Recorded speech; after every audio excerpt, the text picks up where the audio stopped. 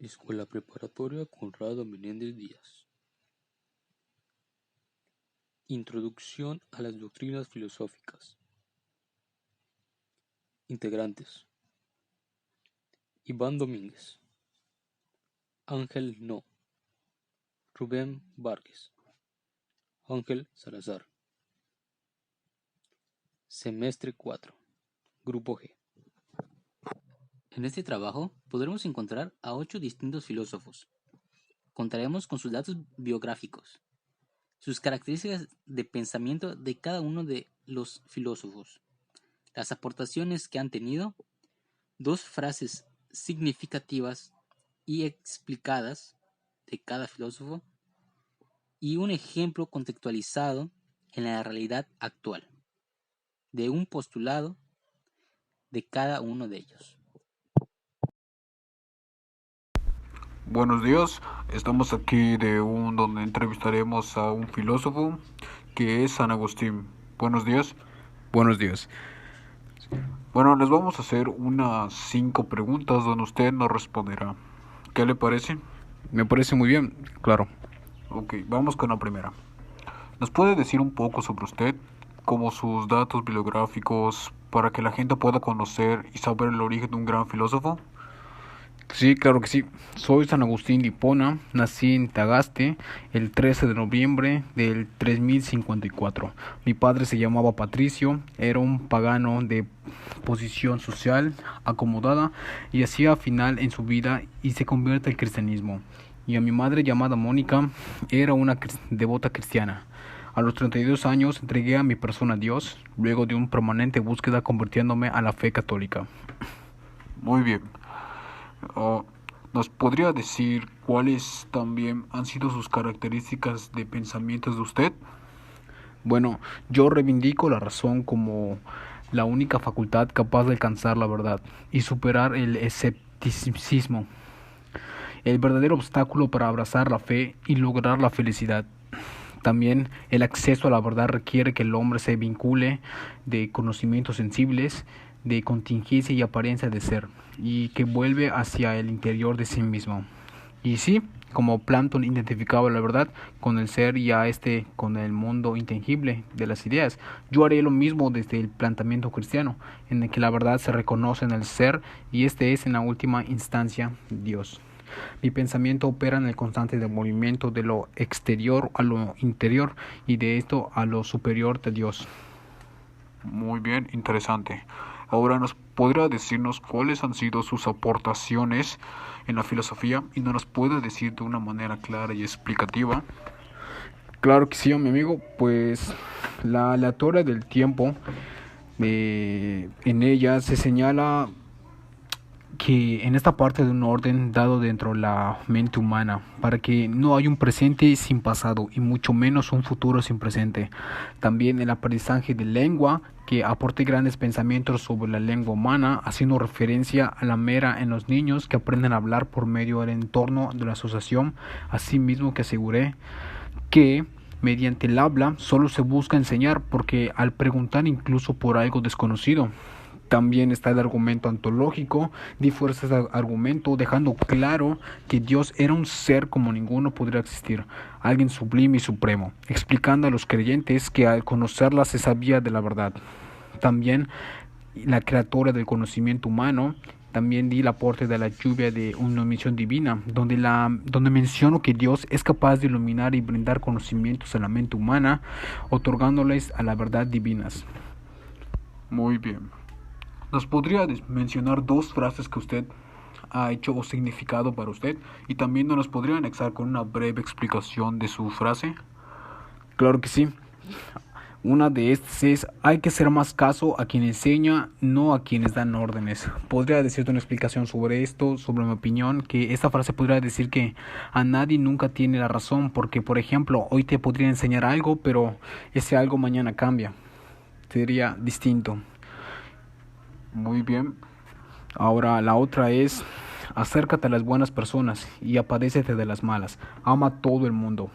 En esta quiero dar que puede ver como que se refiere al amor que debemos o la compasión que tenemos a las personas, de tener a todo ser humano, hasta incluso han sido malos con nosotros, los que han sido pues no muy buenos con nosotros los humanos, es poder tener ese compadecimiento y querimiento hacia las personas y pues hacer la moral y lo bueno. Excelente. ¿Cuál es el postulado de usted y a qué se asemeja a la realidad actual? Mi postulado se basa en el conocimiento y la fe. Asumo que la fe era en entidad que daba vida a la religión, mientras la razón era germen de la filosofía, como sobre Dios y las verdades eternas, sobre el hombre y cómo ser dual y cómo ser la moral y la felicidad. En la vida actual podemos ver cómo las personas usan la moral para poder seguir entendiéndose, y eso diríamos el respeto para poder obtener una mejor felicidad en el ser humano, como dicho, causando esa dicha felicidad en ellos haciendo lo correcto. Y bueno, pues eso sería todo. Muchas gracias por su tiempo. De verdad es un gran honor estar con un gran filósofo como usted. No, para nada, gracias a usted.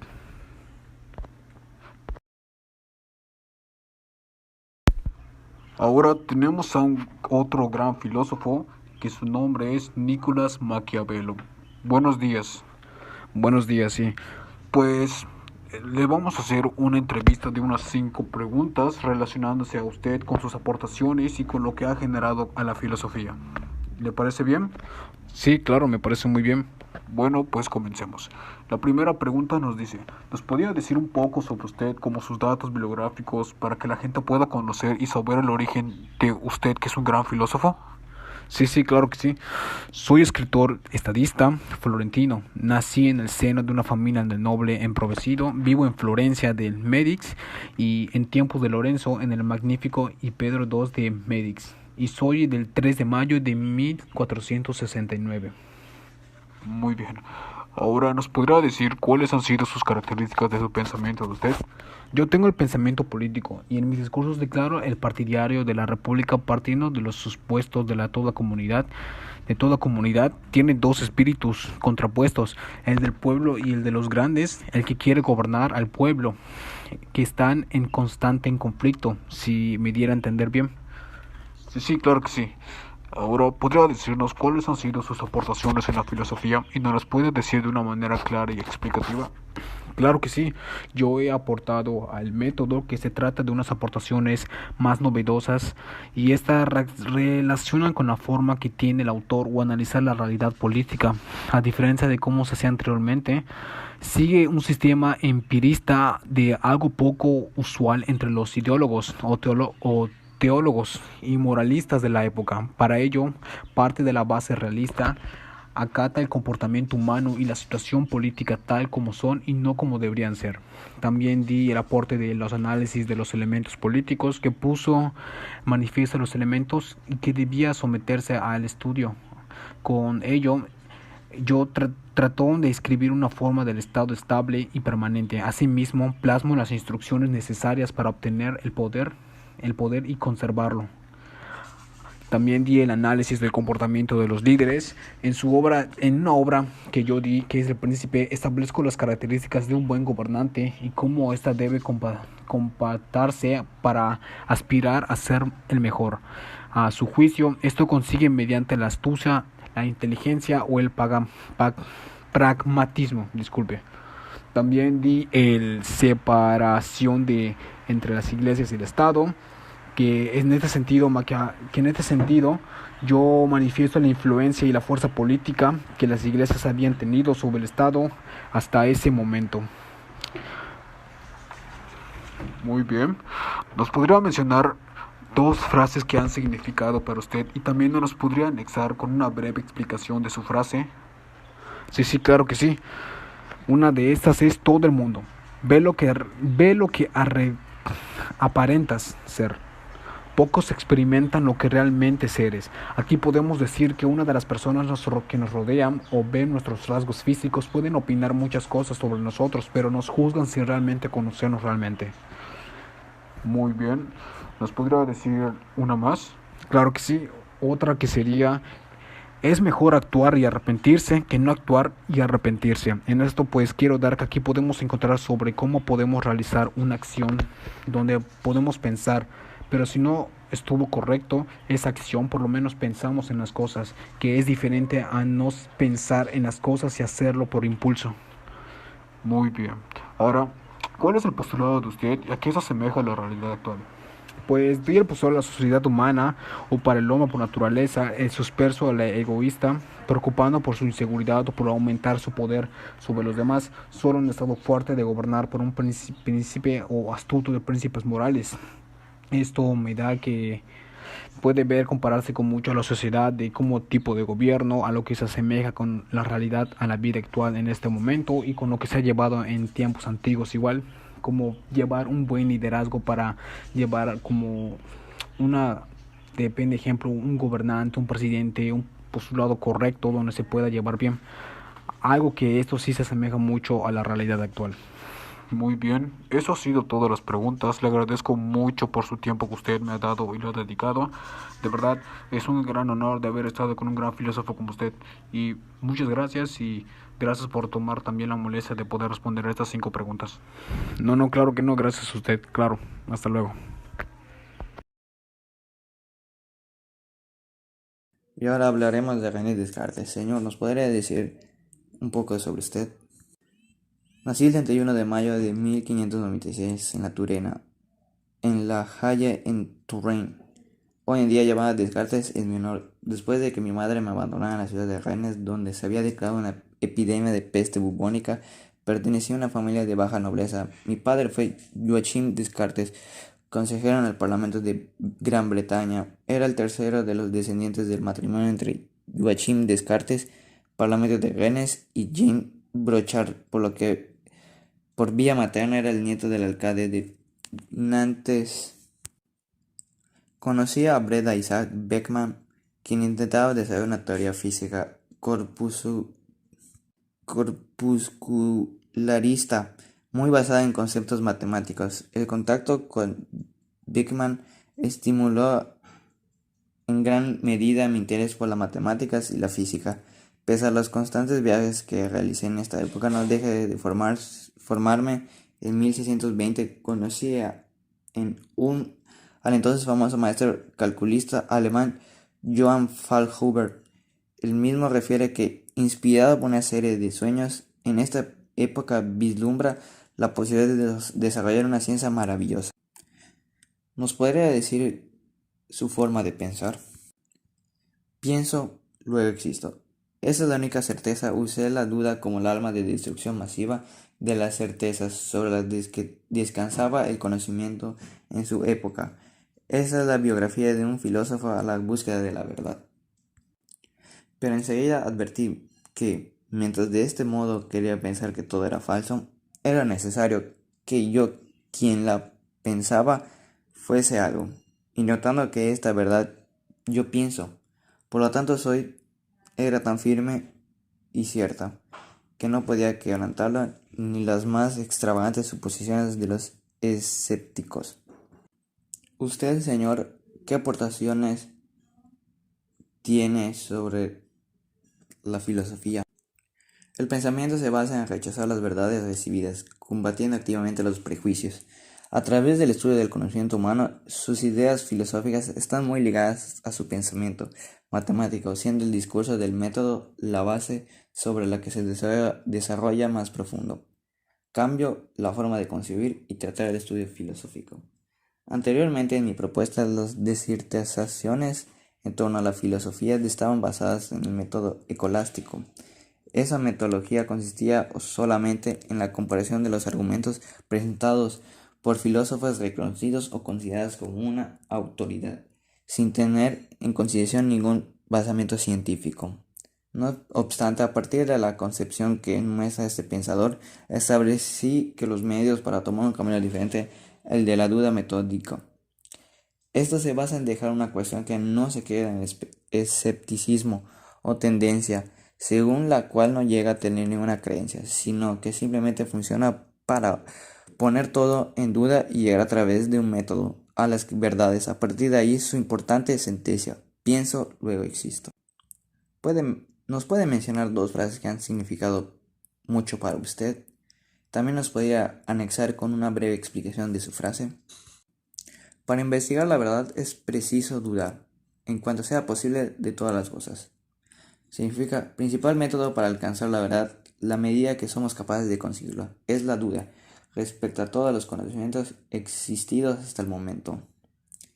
Apenas hay algo dicho por uno cuyo opuesto no se ha afirmado. Significado, cada persona tiene su forma de ver el mundo, hallándose esta en conflicto con las creencias de otros. Nos podría mencionar algunos postulados. El llamado precepto de la evidencia, o también de la duda metódica. No admitir nunca algo como verdadero, sino consta con evidencia que lo es decir, no asentir más que aquello que no haya ocasión de dudar, evitando la precipitación y la prevención. 2. El precepto del análisis, dividir las dificultades que tengamos en tantas partes como sea preciso para solucionarlas mejor. Bueno, a continuación hablaremos de Gabriel Marcel. ¿Nos puede decir un poco sobre usted? Me convertí al catolicismo en 1929 y fui profesor en la École Normale Supérieure de París y en varios institutos franceses y de otros países, además de mis obras filosóficas, que hay que mencionar que también fui crítico teatral para las Nébules literarias y las obras dramáticas. Defendí el primado de la filosofía del conocimiento y afirmé que la metafísica no debe degradar el misterio ontológico a problemas, sino reconocerlo como tal. El pensamiento es esencialmente una filosofía de lo indemostrable. ¿Nos podría decir cuáles han sido sus características de los pensamientos? Una exploración de los elementos de la realidad que no se puede aprender mediante el conocimiento objetivo. En el plano metodológico distingue entre una primera reflexión que crea espontáneamente los conceptos y los juicios de valor que se encuentran en la base de la representación habitual del mundo exterior, y una segunda reflexión que ha analizado la primera.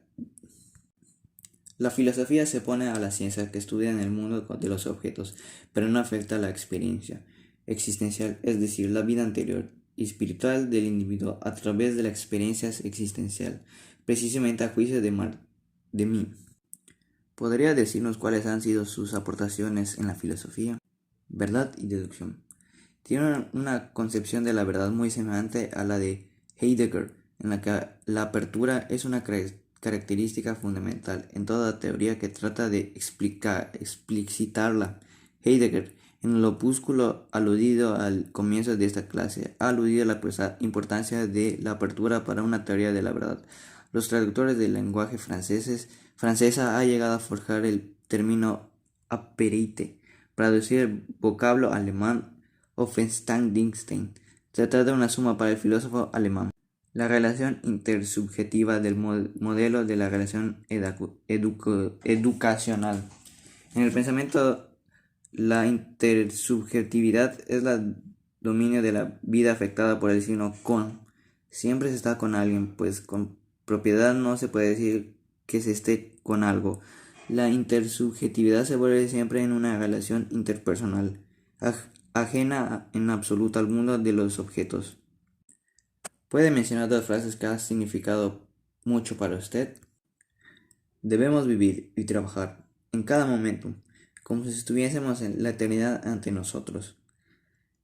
Esta frase significa que ciertas partes debemos esforzarnos en el trabajo, pero también divertirnos y vivir la vida como si realmente fueran eternas. Amar a alguien significa decirle, tú no morirás juntas. La persona que ame siempre permanecerá en tus recuerdos, fomentando su existencia, esté o no esté en este mundo. Algunos postulados que haya dicho. 2 tipos de conciencia para conocer la realidad. La reflexión primaria, que tiene que ver con los objetos y las abstracciones. Esta reflexión alcanza su forma más elevada en la ciencia y la tecnología. Cuando el hombre realiza la reflexión primaria para conocer su realidad, se mantiene como un espectador de sí mismo y de su mundo. Solo trata de explicarse y describir su vida siendo un observador y no un actor de la misma. La reflexión secundaria se ocupa de aquellos aspectos de la existencia humana, como el cuerpo y la situación de cada persona, en la que participa de forma tan completa que el individuo no puede abstraerse de los mismos, es decir, que la persona deja de ser un espectador de su vida para convertirse en un actor. ¿Nos puede decir un poco sobre usted, como sus datos biográficos, para que la gente pueda conocer y saber el origen de un gran filósofo? Me llamo Auguste Comte. Nací el 5 de septiembre de 1785 en la ciudad de París, Francia. ¿Nos podría decir cuáles han sido sus características de pensamientos de usted? Pues afirmo que únicamente la ciencia positiva o positivismo podrá hallar las leyes que gobiernan no solo la naturaleza, sino nuestra propia historia social, entendida como la sucesión y el progreso de determinados momentos históricos llamados estados sociales. ¿Podrá decirnos cuáles han sido sus aportaciones en la filosofía? ¿Nos lo puede describir de una manera breve y clara? Bueno, planteé que los grupos más poderosos de la sociedad deberían ser los científicos y los industriales, y modifiqué mis teorías y las organicé y las bauticé como política positivismo. ¿Nos puede mencionar dos frases que han significado para usted? Y también nos los podría anexar con una breve explicación de su frase. Sí, nadie tiene más derecho que el cumplir con su deber. Me refiero a que nadie está obligado a hacer más que otra persona. La otra es, saber es poder. Mientras más conocimientos una persona tenga sobre algo o alguien, más poder tendrá. ¿Cuál es el postulado que usted y a qué se asemeja en la realidad actual? Afirmaba que con su filosofía se había elevado por encima del materialismo y el idealismo, y que la filosofía que negaba la había reemplazado por la ciencia. Actualmente importa más la ciencia que el idealismo y la filosofía o el materialismo.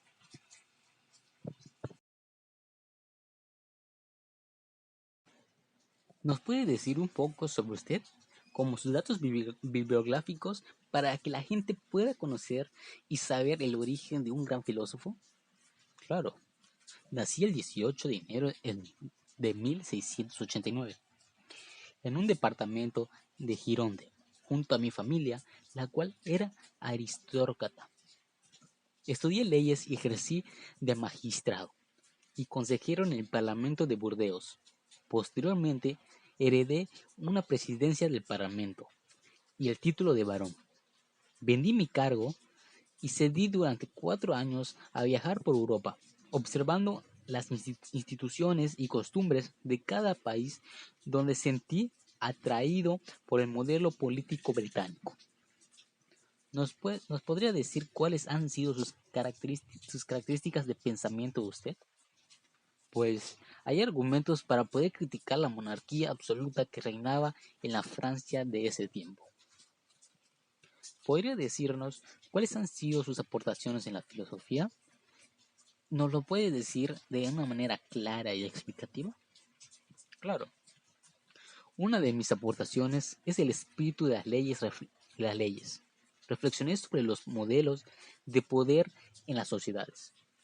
Este libro concluyó que el marco idóneo para la sociedad sería una administración con separación de poderes, ejecutivo, legislativo y judicial. ¿Nos puede mencionar dos frases que han significado para usted? Y también, ¿nos los podría anexar con una breve explicación de su frase? Claro. 1. La mayor parte de los hombres son capaces más bien de grandes acciones que de buenas acciones. La explicación es que a lo largo de la historia el hombre ha demostrado su afán por su superación. La segunda frase es: los países no están cultivados en razón de su fertilidad, sino en razón de su libertad. A esto me refiero que la libertad es lo que forma a las civilizaciones. ¿Cuál es el postulado de usted? ¿Y a qué se asemeja en la realidad actual? Bueno, mi postulado es: la república debe gobernarse por el principio de virtud, el amor a la patria y la igualdad. La monarquía se rige por honor, mientras que el despotismo está gobernado por el terror. Esto se asemeja en la actualidad, ya que así deberían de gobernar los presidentes de los países. Ahora pasamos con Santo Tomás de Aquino. ¿Nos podría decir un poco sobre usted, como sus datos bibliográficos, para que la gente pueda conocer y saber el origen de un gran filósofo? Hola, soy Santo Tomás de Aquino. Nací en el castillo Rocaseca, cerca de Aquino, donde ahí vive mi nombre, en el año 1225, en el seno de una familia numerosa y noble italiana. Mi padre, Adolfo, descendiente a su vez de los condes de Aquino, estaba emparentado con el emperador Federico II. Mi madre, Teodora, era hija de los condes de Taete y Cheiti. Recibí mi primera educación a partir de los 5 años. ¿Nos podría decir cuáles han sido sus características de pensamientos de usted? Yo sigo las líneas fundamentales del pensamiento de Aristóteles. Las personas están constituidas por una unidad, alma y cuerpo, en la que la primera es forma y esencia, creada por Dios, y en el segundo elemento material. Pero como filósofo y teólogo cristiano, necesité modificar esto para la teoría para dar cabida a la inmortalidad del alma y a la posibilidad de que ésta exista temporalmente de forma independiente mientras el cuerpo muere, hasta la resurrección de los cuerpos. Por ello afirmo que el alma puede existir sin el cuerpo, pero su destino definitivo es completarse con él y existir unidos. El alma, como en Aristóteles, es la única y es la que reside en tres funciones: vegetativa, sensitiva y racional. La racionalidad, por ello, debe ser criterio de la vida para alcanzar la felicidad y la dignidad humana. El comportamiento humano, ética y moral, entendimiento, voluntad y libertad, dimensión social de la humanidad. ¿Podría decirnos cuáles han sido sus aportaciones en la filosofía y nos los puede decir de una manera clara y explicativa? Claro, mis principales aportes en la filosofía fueron mis 5 célebres para comprobar la existencia de Dios, y creo que justificamos en aseverar con la verdad que Dios es bueno, omnipotente, perfecto o eterno, pero que, con todo, nunca vamos a llegar a entender qué significa Dios, contar con estos atributos. ¿Nos podría mencionar 2 frases significativas para usted? Claro, una de mis 2 frases que me gustan mucho son: vivir es perfecto, ¿qué puede ser? Y saber es más perfecto que vivir. Y la segunda es: teme al hombre de un solo libro. Gracias. ¿Cuál es el postulado de usted y a qué se asemeja con la realidad actual? Retomo las ideas aristotélicas sobre el alma, el mundo y el hombre, entre otros, y las reelaboro desde un punto de vista cristiano. El problema central de su pensamiento era la relación entre razón y fe. Sostuvo una razón es un atributo otorgado en el nombre de Dios. Y para culminar estas entrevistas, pasaremos al último, que es John Locke. ¿Nos puede decir un poco sobre usted, como sus datos bibliográficos, para que la gente pueda conocer y saber el origen de un gran filósofo? Soy considerado como uno de los padres del liberalismo y el empirismo. Nací el 29 de agosto de 1632 en Greenwood, Inglaterra, y pasé mis primeros años en Wisnet School y en la Christ Church de Oxford. En 1658 ejercí de tutor y de la profesión griega y retórica. ¿Nos podría decir cuáles han sido sus características de pensamiento de usted? Una de mis principales figuras del empirismo es el movimiento filosófico que defiende el conocimiento humano que parte de la experiencia, o sea, que ningún conocimiento humano puede ir más allá de la misma experiencia.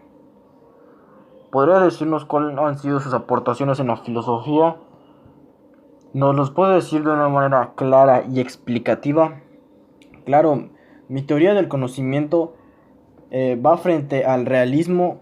Consiste en una defensa de la recepción como una vía de conocimiento tanto de recepción externa mediante sensaciones como de interna a través de la reflexión, que es la activa de la propia de la mente.